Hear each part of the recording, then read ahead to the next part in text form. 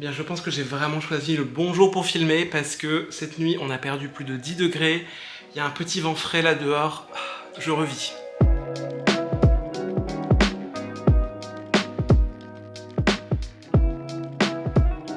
Salut vous, j'espère que vous allez bien. J'espère que vous passez de bonnes vacances pour ceux qui ont la chance d'être en vacances. Pour ma part, si j'ai réussi à faire le montage dans les temps et que je suis à jour, au moment où vous voyez cette vidéo, je suis très certainement en vacances. Si j'ai réussi à tenir mon planning à jour. Et je me suis dit que je n'allais pas partir en vacances en vous laissant sans rien. C'est pour ça qu'aujourd'hui j'avais envie de vous filmer un petit update lecture parce que ça fait bien longtemps que j'en ai pas fait, genre vraiment longtemps. Et vu que depuis le dernier update lecture, j'ai quand même lu pas mal de bouquins, je me suis dit que j'allais vous faire une sélection. Et donc aujourd'hui, je vais vous parler de 5 livres. 5 lectures d'ailleurs de genre assez variés, puisqu'on a de la fantasy, de la science fantasy, quelque chose de plus historique et d'engagé, de la jeunesse, bref, ça va être un petit mélange de plein de genres. Et d'ailleurs, il y a 2 livres dont je vous ai déjà parlé assez rapidement dans mon Mid-Year Freakout Book Tag, que je vous invite à aller voir si vous ne l'avez pas encore vu, et qui se trouve dans un coin de la vidéo, car je ne sais déjà plus lequel. Ah non, je sens que je commence à avoir chaud là, j'ai le front qui brille. Pourquoi ça donne chaud de faire des vidéos comme ça? Eh bien écoutez, sans plus attendre, on va commencer tout de suite avec un roman assez court. C'est même d'ailleurs, je pense, plutôt une novella. Et il s'agit de Le Serpent, qui est donc le premier tome de la saga La Maison des Jeux. C'est paru chez Le Bélial, dans leur collection Une heure lumière, et ça a été écrit par Claire North. Alors personnellement, ça a été mon premier livre de Claire North. Je n'ai encore jamais lu d'autres de ses écrits, mais je vous avoue que après avoir lu celui-ci, j'ai très envie d'aller lire tout ce qu'a pu faire d'autre Claire North, parce que j'ai vraiment adoré ma lecture. Dans Le Serpent, on va suivre l'histoire de Taine. Taine qui vit à Venise en 1610. Et Taine, c'est une femme qui a quand même pas mal souffert, c'est une femme bafouée par son mari qui est très peu aimant, qui est très égoïste et qui passe son temps à dilapider la fortune de Taine à tort et à travers.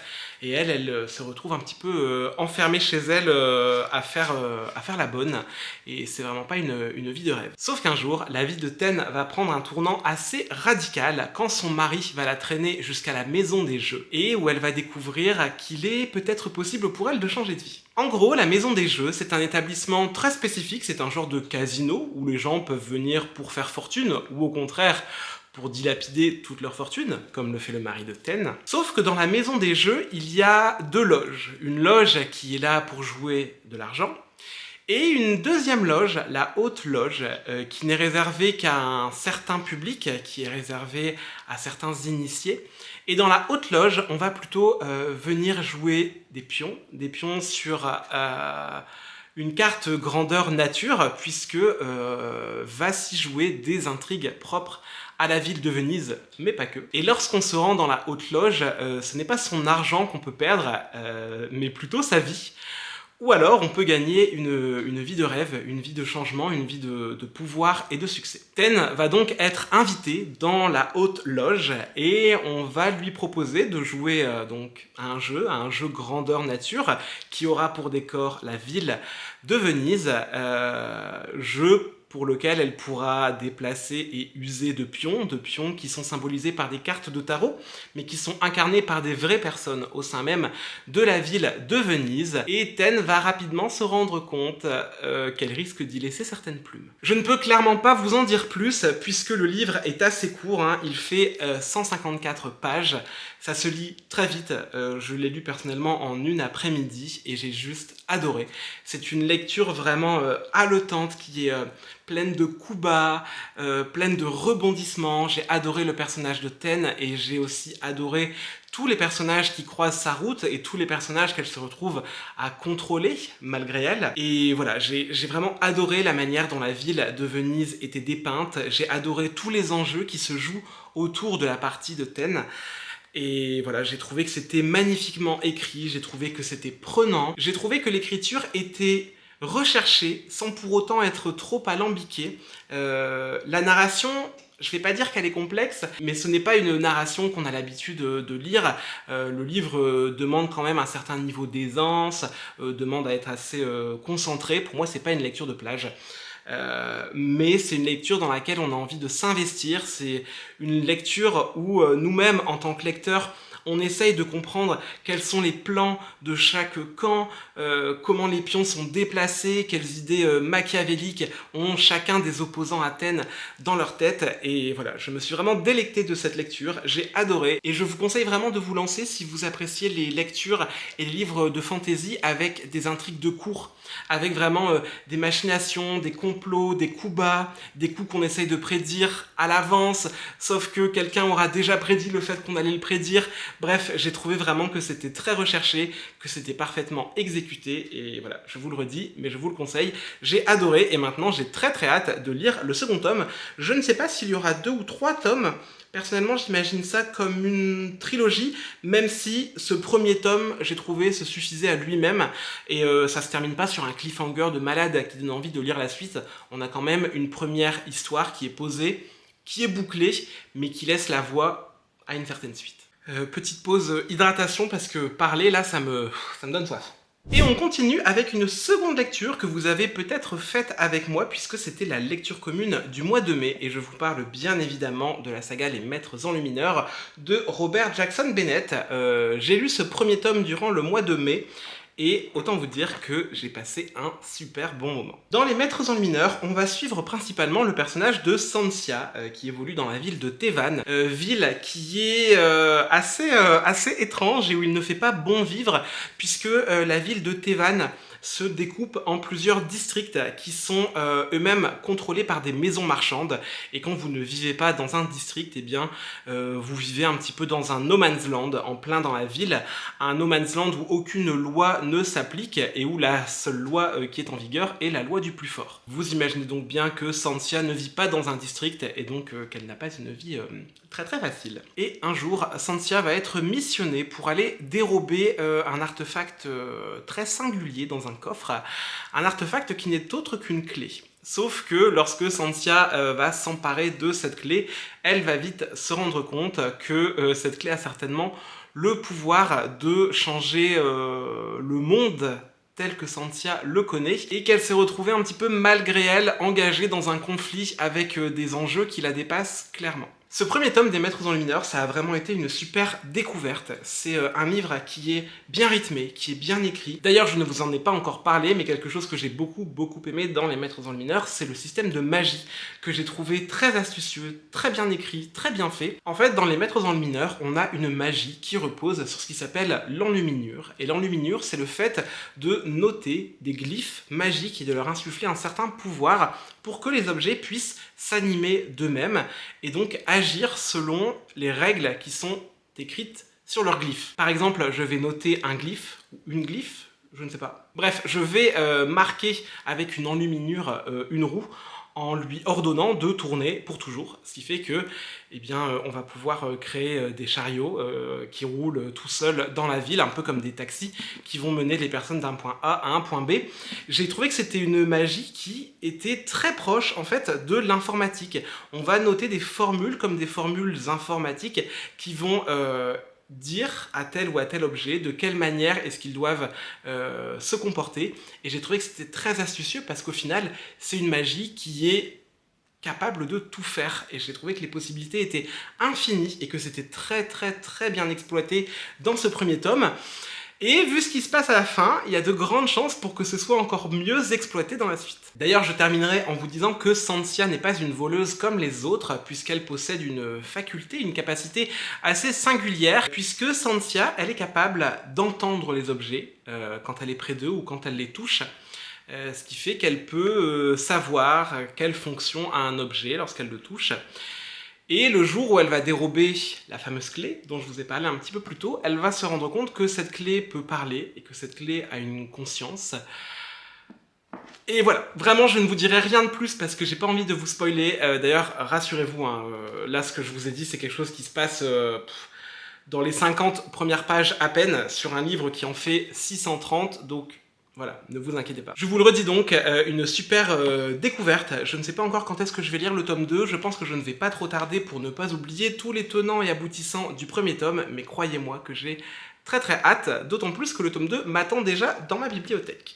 Allez, et on continue avec une lecture jeunesse, une lecture dont je vous ai déjà un petit peu parlé dans mon Mid-Year Freakout Book Tag, mais j'avais envie de revenir un petit peu dessus pour vous parler un petit peu plus en détail de l'intrigue, et il s'agit de Witchlings de Claribel Ortega. Ici c'est publié chez Scholastic, donc en anglais, et je ne sais pas si une traduction est prévue en français. J'espère que oui, parce que c'est vraiment un très bon livre. Alors Witchlings, ça se passe dans un univers assez similaire au nôtre, comme s'il y avait un monde un petit peu qui vivait dans l'ombre du nôtre, un petit peu comme dans Harry Potter. Un monde qui est donc peuplé de sorciers et de sorcières. Et cette société de sorciers et de sorcières est organisée en 12 villes bien précises. Et on est voilà, dans un univers de sorciers et de sorcières assez moderne, dans la mesure où voilà, elles ont des smartphones, elles ont internet, elles vont à la bibliothèque, enfin voilà, on est quand même dans quelque chose d'assez moderne. Et dans Witchling, on va suivre principalement le personnage de Seven, ainsi que ses deux comparses, qui sont Sorn et Valley. Et en gros, dans cet univers, tous les ans, il y a une cérémonie. Une cérémonie auquel participent tous les enfants qui ont 12 ans. Et à cet âge-là, en gros, vous prenez part à cette cérémonie et vous êtes placé dans un coven, un petit peu de la même manière que les maisons dans Harry Potter, où chaque coven va refléter certaines ambitions, certains idéaux, certaines manières d'être dans lesquelles les sorciers et les sorcières vont se retrouver. Seven, notre personnage, rêve de se retrouver dans le coven, je crois, Hyacinthe, voilà, qui est un coven très réputé pour créer des sorcières et des sorciers très connus, très doués pour écrire, avec du charisme, il y a une certaine idée de célébrité derrière, et Seven, voilà, elle rêve d'être placée dans ce coven, sauf que lors de la cérémonie de placement, elle ne va pas être placée dans ce coven, et pire encore, elle va se retrouver en spare. En fait, les spares dans ce livre, ce sont des sorcières ou des sorciers qui malheureusement ne conviennent à aucun coven, vraiment qui ne méritent d'aller dans aucun coven parce qu'ils ne sont compatibles avec aucun d'entre eux, et donc ils sont des spares, donc des sans coven, et ce sont souvent malheureusement des personnes qui se retrouvent un petit peu en marge de la société à faire les métiers que personne ne veut faire, et ils sont presque destinés en fait à une vie de servitude. Seven ainsi que ses deux comparses Thorn et Valley vont donc un petit peu refuser cet état de spare, vont s'y opposer, et on va donc leur proposer de mener à bien une épreuve, The Impossible Task, qui est donc une épreuve à laquelle elles devront réussir afin de faire leur preuve et montrer qu'elles méritent d'aller dans un coven, et si elles ratent cette épreuve, elles seront transformées, je crois, en crapaud ou en grenouille pour l'éternité. Donc comme vous le voyez, on a quand même une intrigue assez simpliste, avec des tenants et des aboutissants qui peuvent paraître très jeunesse, et c'est le cas, c'est un livre jeunesse. Néanmoins, j'ai trouvé que derrière cette histoire un petit peu bateau, eh bien, il y avait plein de questionnements et plein de valeurs avec lesquelles j'étais très en accord et que j'ai beaucoup aimé lire. Dans Witchlings, on va parler de la famille, de l'amitié, on va parler de la sensation de ne pas avoir sa place nulle part, on va parler de confiance en soi, on va parler de harcèlement, on va aussi parler de racisme et de xénophobie. Bref, c'est une lecture que j'ai trouvée très très riche. Je ne peux pas nier tout l'attachement que j'ai envers Harry Potter. J'ai trouvé que ici on avait vraiment beaucoup plus de représentation, beaucoup plus de bienveillance, beaucoup plus de réflexion sociale autour de l'univers des sorciers, mais qui néanmoins nous donnait à réfléchir sur notre propre société. Et vraiment, j'ai trouvé que c'était brillant de la part de Claribel Ortega. Donc c'est vraiment un livre que je vous conseille à toutes et à tous. C'est bien rythmé, c'est très bienveillant, c'est très mignon, c'est très drôle. Et malgré tout ça, voilà, c'est intéressant, c'est un livre qui donne à réfléchir, et je trouve que c'est un super livre à offrir aux plus jeunes, même si dans votre entourage je doute qu'il y ait de jeunes enfants qui lisent en anglais. Pour moi c'est un livre qui mérite une traduction en français, et c'est un livre qui mérite à être très très connu, et voilà, j'espère qu'il sera publié en français et que vous aurez l'occasion de l'offrir aux plus jeunes, parce que c'est un très bon livre à avoir dans sa bibliothèque. Et on va continuer avec une lecture extrêmement courte, mais qui a été, je trouve, assez exigeante et assez lourde. Il s'agit de Les Abysses de River Solomon. Ici j'ai l'édition de poche chez J'ai lu, mais il existe aussi en grand format aux Forges de Vulcain. C'est un livre que j'ai lu dans le cadre du book club de Paper Palace qu'elle a lancé via Patreon.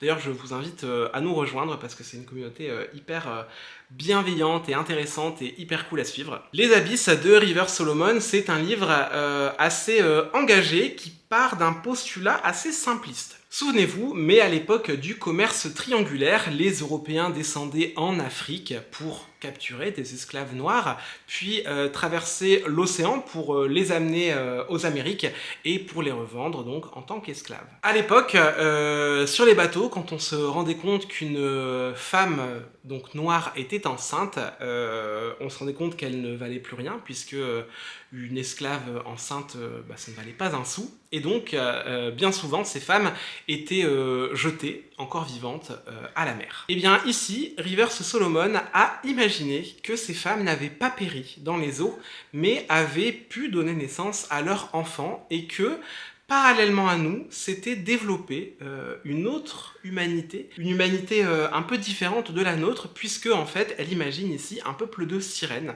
qui aurait donc évolué en parallèle à nous, un peuple qui a énormément souffert et qui a oublié son histoire et ses origines. Et je ne peux pas trop vous en dire plus parce que c'est un récit vraiment très très court, une fois de plus, hein, ça fait moins de 200 pages, ça se lit extrêmement vite, mais c'est un récit qui parle avant tout du devoir de mémoire et pourquoi il est important de se souvenir, pourquoi il est important de transmettre l'histoire, de savoir d'où on vient, de savoir les méfaits qui ont été commis dans le passé. Et voilà, vraiment, ça parle de mémoire, de devoir de mémoire, ça parle évidemment de racisme, ça parle aussi d'identité, ça parle d'acceptation de soi. Vraiment, j'ai trouvé que c'était un récit poignant, je dirais même presque viscéral. C'était mon premier River Solomon, je n'ai pas encore lu L'incivilité des fantômes ni Sorrowland, mais clairement, après Les Abysses, je sais que je lirai les autres livres de River Solomon, puisque vraiment ça fait beaucoup de bien de lire une plume aussi engagée, aussi poignante, aussi bien écrite. C'est vraiment un livre qui m'a beaucoup touché, que j'ai beaucoup aimé, et voilà, je vous conseille de le découvrir. Alors je sais que le livre n'a pas fait l'unanimité durant la lecture commune, surtout au niveau de la forme, parce que je sais qu'au niveau du fond, tout le monde a beaucoup aimé, mais au niveau de la forme, voilà, il y a eu des dissensions lors de la lecture commune. Néanmoins, je vous encourage vraiment à le lire, parce que dans tous les cas, le fond est là, le fond est important, et pour moi, c'est un livre qu'il faut avoir lu. Et même si la forme ne vous plaît pas trop, dites-vous que c'est un livre qui coûte 6 € en poche, qui fait moins de 200 pages. C'est un livre qui se lit vite, et pour moi, le jeu en vaut la chandelle. Et on termine cet update avec une lecture que j'ai finie tout récemment. Il s'agit du Puits de l'Ascension de Brandon Sanderson, qui est donc le second tome de Fils des Brumes. J'arrive pas à croire que j'ai enfin fini cette brique, parce que vraiment, c'est un roman absolument énorme. Je l'ai en grand format, et il fait 710 pages. Et je sais qu'en poche, il doit faire genre 1050 pages. Bref, voilà. C'est un sacré pavé. Et écoutez, c'est un livre que j'ai lu en à peine 2 semaines, genre 2 semaines et 2 jours, je crois. Donc, je suis plutôt fier de moi. Au niveau de l'intrigue, je pourrais pas trop vous en dire parce que c'est un tome 2, et puis aussi parce que lorsque j'ai lu le premier tome de Fils des Brumes, à l'époque, je vous en avais déjà beaucoup parlé. Sachez juste qu'on retrouve donc le personnage de Vin, Vin qui est une fille des brumes, qui a donc la capacité de brûler tous les métaux. Alors pour ceux qui ne connaissent pas du tout Fils des Brumes, on est dans un univers où en fait certains élus des allomanciens peuvent ingérer des métaux qu'ils vont ensuite brûler dans leur estomac, et ces métaux vont leur donner des pouvoirs. Par exemple, je ne sais plus c'est quel métal, je vais certainement dire n'importe quoi, mais le fait d'ingérer du fer et de le brûler va vous permettre d'attirer les métaux vers vous, et donc de faire presque de la télékinésie avec les objets métalliques. Le fait d'ingérer du potin et de le brûler va décupler votre force et va vous rendre surpuissant et très résistant. Bref, voilà, chaque métal a son propre effet sur le corps. Et souvent, les allomanciens ne peuvent brûler qu'un seul métal et user un petit peu de son effet magique. Et il y a certains élus qu'on appelle les fils ou les filles des brumes qui peuvent, eux, consommer tous les métaux et donc posséder tous les pouvoirs. Dans le premier tome, on suivait Vin, Kelsier et toute sa bande qui voulaient un petit peu faire tomber le Seigneur Maître, qui est donc un genre de dictateur de l'Empire, qui réduisait une certaine partie de la population en esclavage, qui vraiment avait un régime politique autoritaire et dictatorial. Et donc on suivait ce petit groupe qui organisait un genre de casse du siècle, un petit peu comme dans Six of Crows. On retrouvait vraiment cet aspect cambriolage et renversement de tout un empire, et j'avais beaucoup aimé le premier tome. Et en gros, dans le second tome, on va dire que ce petit groupe doit un petit peu répondre à des conséquences de leurs actes. C'est vraiment tout ce que je peux vous dire pour ne pas vous spoiler le premier tome. Et écoutez, c'est une lecture que j'ai globalement aimée, même si pour moi ce n'était pas exempt de défauts. J'ai déjà pas mal parlé des défauts du livre sur mon Discord, donc si vous voulez avoir un petit peu plus de détails et de détails spoilants, je vous invite à nous rejoindre sur Discord. Sachez juste que pour moi le premier quart du livre a été très très bon, c'était une bonne remise en place de tous les éléments et un bon rappel de tout ce qui s'était passé dans le premier tome, parce que le premier tome je l'avais lu il y a presque 2 ans, donc j'avais peur d'avoir tout oublié, et au final j'ai trouvé que Sanderson faisait très bien son travail et reposait les pions un à un, en nous rappelant un petit peu à sa manière tout ce qui avait pu se passer, sans que ça soit rébarbatif ou long à lire. D'ailleurs, au début de ce tome 2, on a un petit résumé de quelques pages du premier tome, et ça pour le coup c'est vraiment très appréciable. Et donc j'ai trouvé le premier quart vraiment très prenant, ça posait tous les enjeux du livre, et j'ai passé un super bon moment. C'est juste dans les 2 quarts suivants où j'ai eu un petit peu plus de mal, où j'ai trouvé qu'il y avait vraiment un ventre mou, où l'intrigue avait un peu du mal à avancer, malgré les révélations, les nouveaux personnages qui entraient en scène.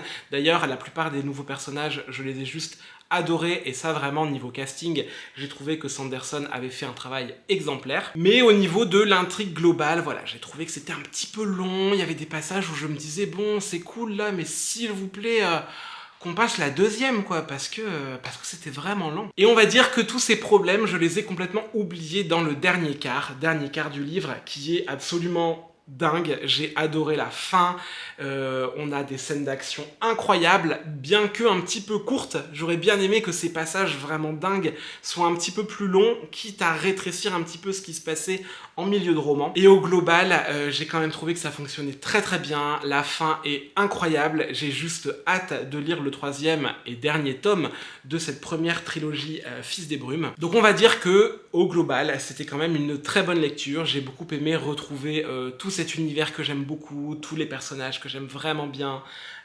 Mention spéciale au personnage de Horacer, qui est, je pense, le personnage que j'ai préféré dans ce tome. Et voilà, vraiment pour le coup, j'ai rien d'autre à en dire. Je lui ai mis 4 sur 5 sur Goodreads. Je lui ai retiré 1 point pour ses problèmes de rythme, mais voilà, c'était quand même un très bon Sanderson, et maintenant vraiment je suis hyper excité à l'idée de me dire que le 3e tome sera le dernier de cette première trilogie, et donc que j'aurai très certainement toutes les réponses à mes questions, parce qu'il faut dire que Sanderson a vraiment le don pour poser chaque élément sur l'échiquier avec brio. Et voilà, j'ai juste hâte de voir comment tout ça va se dénouer. Bon, et bien voilà pour moi, voilà pour ce petit update lecture. J'espère en tout cas que ça vous aura plu. N'hésitez pas d'ailleurs à me dire dans les commentaires s'il y a certaines lectures que vous avez déjà faites, ou s'il y a certains livres que vous avez envie de lire, c'est toujours bon à savoir. Là-dessus, moi, eh bien, je vais vous laisser. Je vous souhaite, comme d'habitude, de très bonnes lectures. Prenez bien soin de vous, et on se retrouve très bientôt dans une prochaine vidéo. Ciao!